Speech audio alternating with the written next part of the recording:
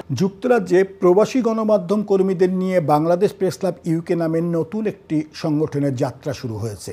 ২০২৪ সালের শেষ দিকে পূর্ব লন্ডনের মাইক্রো বিজনেস পার্কের কমিউনিটি হলে আড়ম্বরপূর্ণ অনুষ্ঠানে কেক কেটে প্রেস ক্লাবের শুভ উদ্বোধন করা হয়।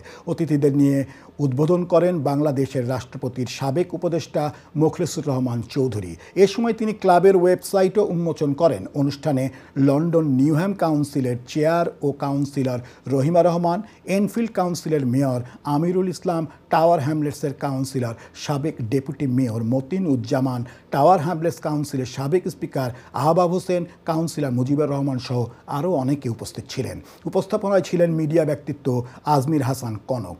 অনুষ্ঠানের পর উপস্থিত সদস্যদের মতামতের ভিত্তিতে শাকির হোসেনকে আহ্বায়ক এবং জুনায়েদ রিয়াজকে সদস্য সচিব করে ৩১ সদস্য বিশিষ্ট কমিটি গঠন করা হয়।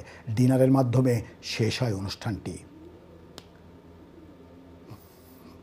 মানুষ আমাদের এই সংগঠনের অংশ হওয়ার যোগ্য রাখেন এবং আপনারা এটাকে পরিবার ভাববেন। টেলিভিশন, রেডিও এবং পত্রিকায় এই গণমাধ্যমের যে কোনো শাখায় যারা কাজ করছেন অথবা করেছেন উভয়েই আমাদের এই ক্লাবের মেম্বার হতে পারবেন।